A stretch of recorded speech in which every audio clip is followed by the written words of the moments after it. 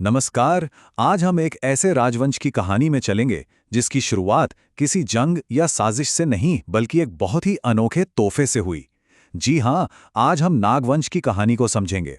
एक ऐसा सिस्टम जो शांति से पैदा हुआ, फला फूला और फिर बाहरी ताकतों के दबाव में आकर खत्म हो गया। तो कहानी की शुरुआत ही एक बहुत दिलचस्प सवाल से होती है। हमने अपने इतिहास में सत्ता के लिए खून खराबा और लड़ाइयां तो बहुत देखी सुनी है, लेकिन क्या कभी ऐसा हो सकता है कि एक पूरा आदिवासी राज अपनी गद्दी शांति से किसी ऐसे इंसान को दे दे जो उनके समुदाय का है ही नहीं? यही वो सवाल है जो नागवंश की कहानी को इतना खास बना देता है। तो ये कहानी है भारत के उस हिस्से की जिसे हम छोटा नागपुर पठार के नाम से जानते हैं।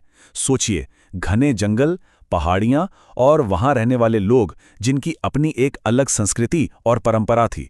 बस वहीं इतिहास ने एक ऐसी करवट ली जिसकी किसी ने उम्मीद नहीं की थी और एक नए राजवंश की नींव रखी गई।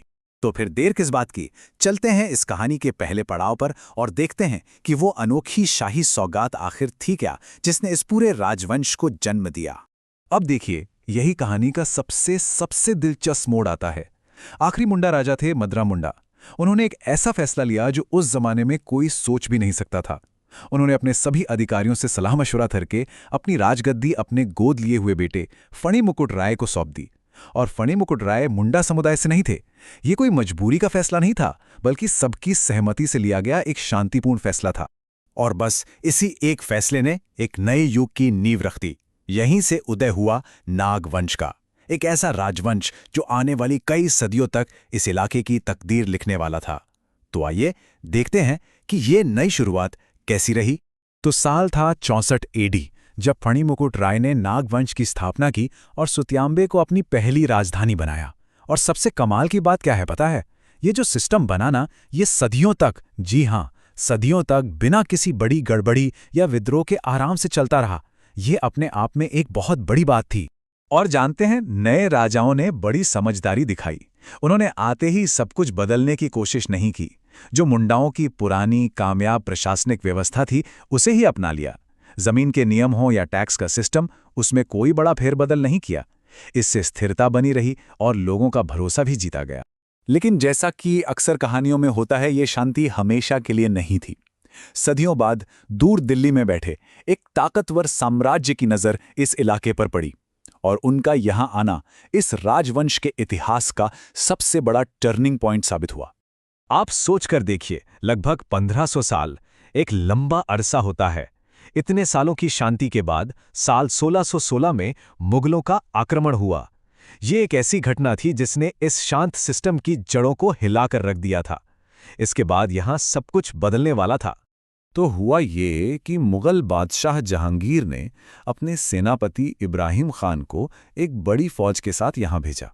उस वक्त नागवंश के राजा थे दुर्जन साल। और वजह बहुत सीधी थी। मुगल साम्राज्य अपने अधीन हर इलाके से टैक्स यानी कर वसूलता था और नागवंशियों ने अब तक ये टैक्स नहीं चुकाया था। और इस हमले का अंजाम, राजा दुर्जन साल को पकड़ लिया गया और उन्हें 1-2 साल नहीं, पूरे 12 साल ग्वालियर के किले में कैद रखा गया। जरा सोचिए, 12 साल तक एक राजा का अपने राज से दूर रहना उस राज पर क्या असर डालेगा। और 12 साल बाद जब वो रिहा हुए तो एक शर्त पर। शर्त ये थी कि उन्हें हर साल 6000 रुपए का सालाना नजराना मुगलों को देना होगा।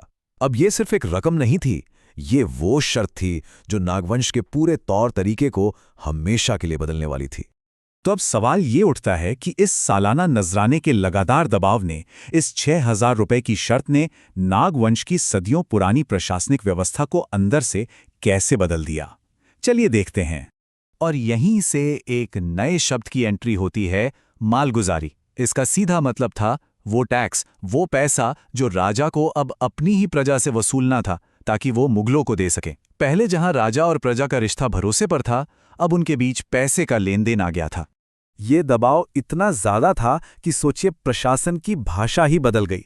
जो प्रशासनिक यूनिट पहले पढ़ा कहलाती थी, वो अब मुगल असर में पट्टी बन गई। और जो पढ़ा का हेड मानकी होता था, उसे अब भुईहार कहा जाने लगा।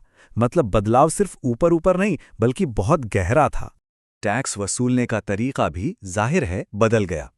पहले तो ये काम भुईहारों को ही दिया गया, लेकिन उनके पुराने अधिकार कम कर दिए गए। जब ये तरीका काम नहीं आया तो फिर जागीरदार नाम के नए अफसर लाए गए, जिनका सिर्फ और सिर्फ एक ही काम था, किसी भी तरह राजस्व वसूलना। तो चलिए जरा जमीनी स्तर पर देखते हैं कि ये सिस्टम कैसा था। गांव में सबसे अहम आदमी था महतो, जो एक तरह से गांव का मुखिया होता था। उसकी मदद के लिए भंडारी था, जो खेतीबाड़ी और अनाज के स्टोर को मैनेज करता था, और भंडारिक का काम था उस अनाज के गोदाम की रखवाली करना। अब गांव से ऊपर आते थे पट्टी पर, जो कुछ गांव को मिलाकर बनती थी। इसका हेड था भुईहार। लगान वसूलने के लिए एक खास अफसर था जारीदार। वहीं पाहन गांव के पूजा पाठ और त्योहारों की जिम्मेदारी संभालता था, और पटवारी और अमीन जैसे अधिकारी पूरे एडमिनिस्ट्रेशन पर नजर रखते थे। और फिर सबसे ऊपर टॉप पर आते थे स्टेट के बड़े अधिकारी। सबसे बड़े तो महाराज यानी नागवंशी राजा ही थे। उनके बाद दीवान था, जो आज के फाइनेंस मिनिस्टर की तरह सारे पैसों का हिसाब किताब देखता था। और पांडे वो शख्स था जो राजा के आदेशों और फैसलों को नीचे तक पहुंचाता था। तो मुगलों ने सिस्टम को बदला जरूर, लेकिन खत्म नहीं किया। इसे खत्म करने वाली ताकत तो कहीं और से, समंदर पार से आ रही थी। और अब हम पहुंचते हैं नागवंशी कहानी के आखिरी अध्याय में। और यहां से कहानी बहुत तेजी से अपने अंजाम की तरफ बढ़ती है। 1765 में अंग्रेजों को इस इलाके से टैक्स वसूलने का अधिकार मिल गया, जिसे दीवानी कहते थे। फिर 1793 में एक ऐसा कानून आया, परमानेंट सेटलमेंट एक्ट, जिसने जमींदारों को ही जमीन का असली मालिक बना दिया। और आखिर में आज़ादी के बाद 1963 में जमींदारी उन्मूलन अधिनियम ने इस सदियों पुराने सिस्टम को कानूनी तौर पर हमेशा के लिए खत्म कर दिया। तो इन ब्रिटिश कानूनों का सीधा मतलब क्या था? मतलब ये था कि जो पुरानी व्यवस्था थी वो अब किसी काम की नहीं रही। जो पारंपरिक लीडर थे, जैसे मुंडा, मानकी, जिनकी कभी राजनीतिक और सामाजिक हैसियत होती थी, उनकी ताकत छीन ली गई और उनका रोल अब सिर्फ पूजा पाठ और धार्मिक कामों तक ही सिमट गया। और इसी के साथ लगभग 2000 साल पुरानी एक सल्तनत का सफर खत्म हुआ। इस महान राजवंश के आखिरी राजा थे चिंतामणि शरण नाथ शाहदेव, और आखिरी राजधानी बनी रातूगढ़, जो आज भी उस शानदार अतीत की गवाही देती है। तो ये कहानी खत्म होती है, लेकिन एक सवाल छोड़ जाती है। जब कोई सिस्टम जो लगभग 2000 साल तक चला हो, वो कागजों पर खत्म हो जाता है, तो क्या वो सच में खत्म हो जाता है? या फिर उसकी गूंज, उसकी परंपराएं आज भी उस इलाके के समाज, संस्कृति और राजनीति में कहीं ना कहीं सुनाई देती हैं? सोचने वाली बात है।